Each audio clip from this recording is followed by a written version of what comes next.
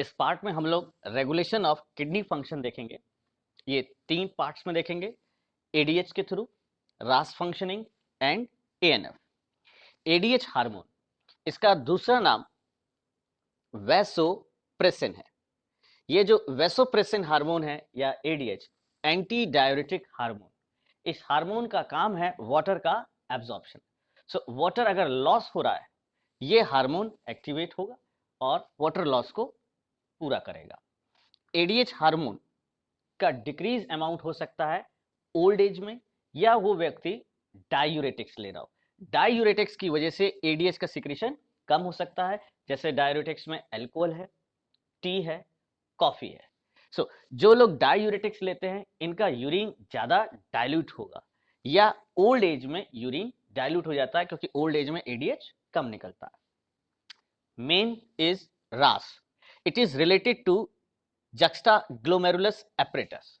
This juxtaglomerulus apparatus is mainly formed by juxtamedullary nephron. ये juxtamedullary nephron बनाते हैं। juxtamedullary nephron में जो बोमेंस होता है, कैप्सूल, उसका ग्लोमेरुलस और बोमेंस पार्ट डीसीटी के पास आ जाता है, जिससे कुछ सेल्स इस apparatus की मॉडिफाइड हो जाती हैं और वो डिफरेंट वर्क करती है। जैसे एफरेंट रीनल आर्ट्रियोल के पास की कुछ सेल्स juxtaglomerulus सेल्स कहलाई जाती हैं। These are modified cells. They secrete renin substance. Mesangial cells ये कॉन्ट्रेक्टाइल इन नेचर होती हैं। Macula densa cells, these are modified cells of DCT. Macula densa cells detect करती है सोडियम आयन का concentration. अगर जो फ्लूइड डीसीटी से पास कर रहा है, उस फ्लूइड में सोडियम आयंस की मात्रा ज्यादा है, दैट मींस एब्जॉर्प्शन कम हो रहा है सोडियम आयंस का, ये सेल्स स्टिमुलेट हो जाएंगे। ये मैसेज मेसेंजियल सेल्स को ट्रांसफर करेंगे, मेसेंजियल सेल्स जेजी सेल्स को ट्रांसफर करेंगे और जेजी सेल्स रेनिन निकालेंगे। रेनिन तभी निकलेगा जब बीपी कम हो। बीपी कम है, रेनिन रिलीज हुआ, ये ब्लड में पाई गई इनएक्टिव एंजियोटेंसिनोजन नामक की प्रोटीन को एक्टिवेट करता है। एंजियोटेंसिन 1 में 10 अमीनो एसिड का स्ट्रक्चर है। क्वेश्चन ये आता है, हु सिक्रीट एंजियोटेंसिनोजन? सो यहां बता दिया, लीवर सिक्रीट एंजियोटेंसिनोजन, ये ब्लड में पड़ा रहेगा। जब बीपी कम होगा तो रेनिन सिक्रीट करेगा। कौन सिक्रीट करेंगी? जेजी सेल्स। रेनिन इसको एक्टिवेट करेगा एंजियोटेंसिन 1 में। ये एंजियोटेंसिन 1 फर्दर और एक्टिवेट होगा किसके थ्रू? एस, जो सिक्रीट होता है लंग्स के थ्रू। अब ये फुल्ली एक्टिवेट हो गया एंजियोटेंसिन 2। एंजियोटेंसिन 2 8 अमीनो एसिड का एक कंपाउंड है। ये एक पावरफुल वैसोकॉन्स्ट्रिक्टर है। पावरफुल वैसोकॉन्स्ट्रिक्टर है। ये बॉडी के अंदर प्रेशर बढ़ाने में हेल्पफुल है। कैसे? ये थर्स्ट सेंटर जो हमारे हाइपोथैलेमस में होता है, उसको स्टिमुलेट करवाता है ताकि पानी पिया जाए और प्रेशर बढ़े। हार्ट में वैसे कॉन्स्ट्रिक्शन करेगा। ये एड्रिनल कॉर्टेक्स की जोना ग्लोमेरुलसा जो पार्ट है, उसको स्टिमुलेट करेगा ताकि वो रिलीज करे aldosterone. Aldosterone is helpful in absorption of sodium ions. So aldosterone helpful in absorption of sodium ions. Sodium ions के एब्जॉर्प्शन से ब्लड प्रेशर बढ़ जाएगा। कहीं ब्लड प्रेशर ज्यादा ना बढ़ जाए, इस चीज को चेक करता है ANF. ANF is secreted by atrial tissue. ANF is vasodilation, ये वैसोडायलेशन करेगा। So it check renin angiotensin mechanism, या हम ये कह सकते हैं ANF is antagonistic to renin. So इस तरह से किडनी के अंदर रेगुलेशन होता है, कितना यूरिन बाहर आना है। यूरिन टेम्पररी स्टोर हो रहा है यूरिन ब्लैडर में। यूरिन का बाहर आना, इस प्रोसेस को बोलते हैं micturition. Urinary bladder is made up of detrusor muscle internally lined by transitional epithelium. Urinary bladder लगभग 800 से 1000 ml यूरिन स्टोर कर सकता है। लेकिन ये अप्रोक्सीमेट 200 ml से अबव होते ही स्टिमुलेट होता है। क्यों? क्योंकि यूरिनरी ब्लैडर के अंदर स्ट्रेच रिसेप्टर्स होते हैं, ये सीएनएस को स्टिमुलेट करते हैं, जिससे मिक्चुरेशन रिफ्लेक्स होता है और फिर यूरिन बाहर आता है। एक सवाल आता है, अगर यूरिनरी ब्लैडर से हम स्ट्रेच रिसेप्टर्स रिमूव कर दें, देन व्हाट हैपन? तो अगर स्ट्रेच रिसेप्टर रिमूव कर देंगे, सीएनएस पर मैसेज नहीं जाएगा। जब सीएनएस पर मैसेज नहीं जाएगा तो मिक्चुरेशन रिफ्लेक्स नहीं होगा। सो इफ यूरिनरी ब्लैडर से स्ट्रेच रिसेप्टर्स रिमूव कर देंगे, मिक्चुरेशन इनहिबिट हो जाएगा। जो यूरिन आया, इस यूरिन पे कई क्वेश्चंस आते हैं। पहला, ये यूरिन अगर इनिशियल फिल्ट्रेट जो ग्लोमेरुलस से फिल्ट्रेट हुआ था उससे कंपेयर करें तो हम कहेंगे this is 4 times more concentrated than initial filtrate.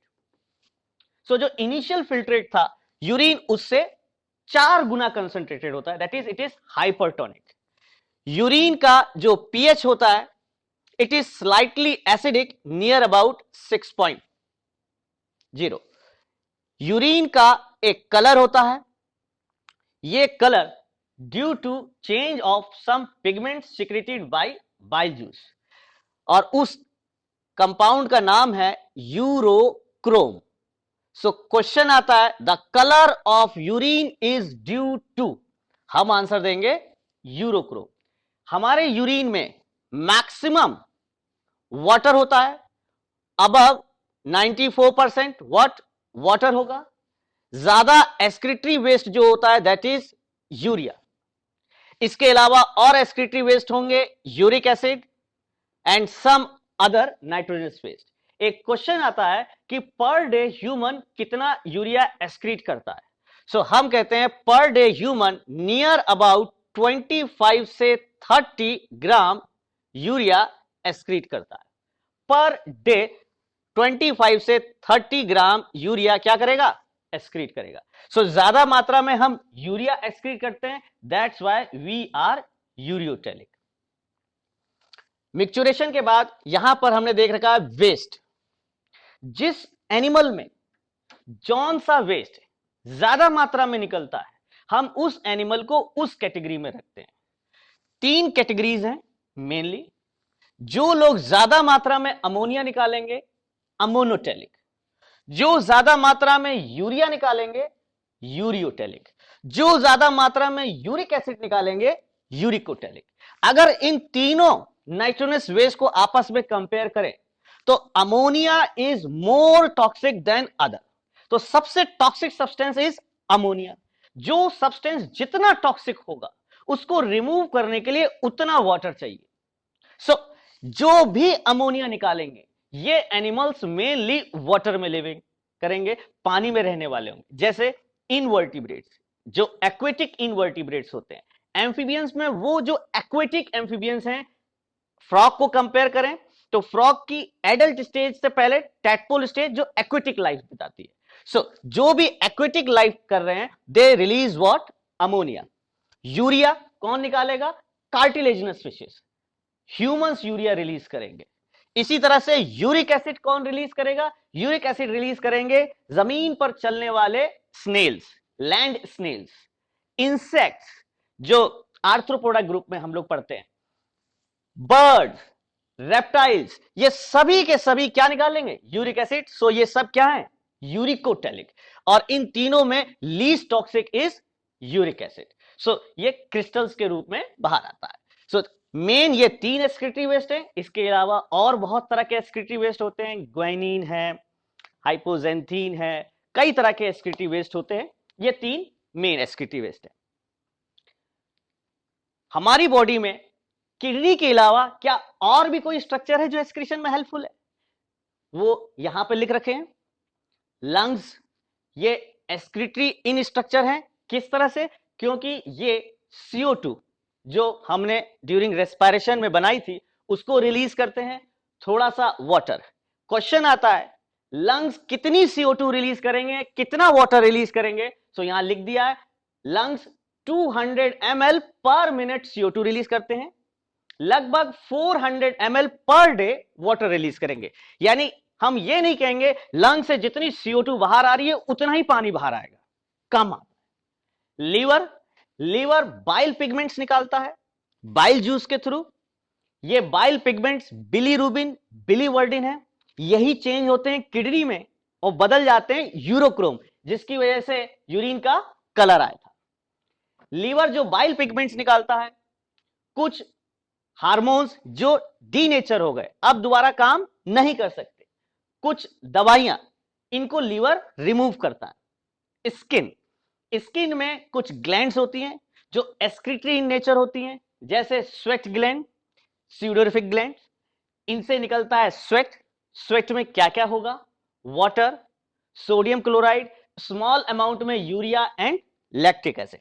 अब एक चीज को देखते हैं स्टूडेंट्स, इस स्वेट में वाटर की मात्रा भी है, यूरिया की मात्रा भी है, यानी ये स्ट्रक्चर लगभग कंपेयर कर सकते हैं हम यूरिन से।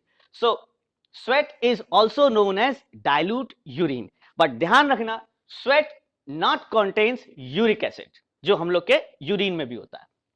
सेबेशियस ग्लैंड, जिनके सिक्रीशन को बोलते हैं सीबम। सर्कुलेटरी सिस्टम में हम लोग ने एक वर्ड पढ़ा था सीरम, प्लाज्मा का वो पार्ट जिसमें क्लॉटिंग फैक्टर्स नहीं होते। सेबेशियस ग्लैंड के सिक्रीशन को बोलते हैं सीबम।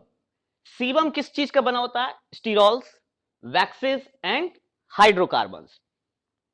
सेलेवरी ग्लैंड, हमारे सलाइवा में भी एक्सक्रीटरी वेस्ट होता है। एक्सक्रीटरी वेस्ट में लिटिल अमाउंट में यूरिया एंड यूरिक एसिड होता है। जिस तरह से हमारी बॉडी में ये स्ट्रक्चर्स और kidney which is the main excretory structure, दूसरे एनिमल्स में एक्सक्रीशन किसके थ्रू होता है? जैसे प्लेटीहेल्मिन्थीज को देखें तो इनमें होगा फ्लेम सेल्स, एस्कहेल्मिन्थीज एस्केरिस, उसमें एक एच शेप सेल होती है रेनेट सेल। एनेलिडा में मेनली ऑस्मो रेगुलेशन और एक्सक्रीशन दोनों ही कंट्रोल होते हैं नेफ्रिडिया के थ्रू। कई तरह के आप नेफ्रिडिया पढ़ेंगे। मोलस्का में केबर्स ऑर्गन एंड ऑर्गन ऑफ बोजेनस, ये हेल्पफुल है। ऐसे बहुत सारे ऑर्गेनिज्म हैं जिसमें डिफरेंट स्ट्रक्चर्स है। अगर हम आर्थ्रोपोडा को देखें तो आर्थ्रोपोडा में बहुत सारे ग्रुप्स हैं। जैसे क्रस्टेशियंस में प्रॉन आता है, प्रॉन में एंटीनरी ग्लैंड या ग्रीन ग्लैंड, ये एक्सक्रीशन में हेल्पफुल है। इंसेक्ट्स, इनमें मैल्पिजियन टिब्यूल, यहां पे ध्यान देना बेटा, मैल्पिजियन टिब्यूल वर्ड लग गया तो इंसेक्ट, मैल्पिजियन बॉडी आ गया तो ह्यूमन की किडनी का स्ट्रक्चर जिसमें बोमेन्स कैप्सूल और ग्लोमेरुलस एक साथ। So malpighian tubule are the excretory structure of insect. Scorpion में कॉक्सल ग्लैंड, ये बहुत सारे डिफरेंट एनिमल्स में उनके अपने एक्सक्रीटरी स्ट्रक्चर्स होते हैं। कुछ डिसऑर्डर्स होते हैं किडनी से related, uremia, glomerulonephritis, renal calculi, diabetes mellitus, diabetes insipidus.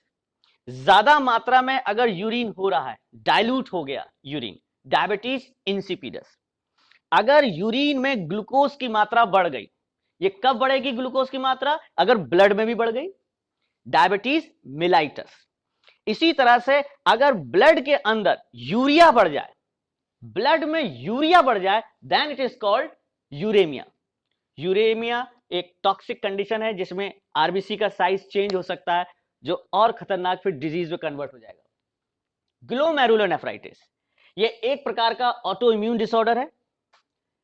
Renal calculi, hormonal disbalance से अगर किडनी में कैल्शियम आयन से रिलेटेड स्टोन्स बनने लग जाएं, then it causes a severe pain, और इस सीवियर पेन में जो कंडीशन है इसको बोलेंगे हम रीनल कैलकुलाई।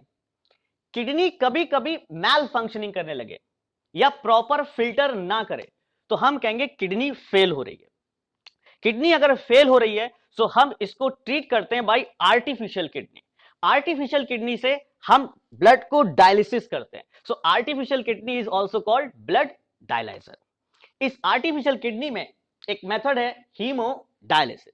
इस मेथड में जो काम किडनी नहीं कर रही वो काम हम आर्टिफिशियल किडनी से कर सकते हैं। लेकिन एक बात ध्यान देना बेटा, किडनी से हम जो काम इसके द्वारा करवा रहे हैं that is only removal of nitrogenous waste.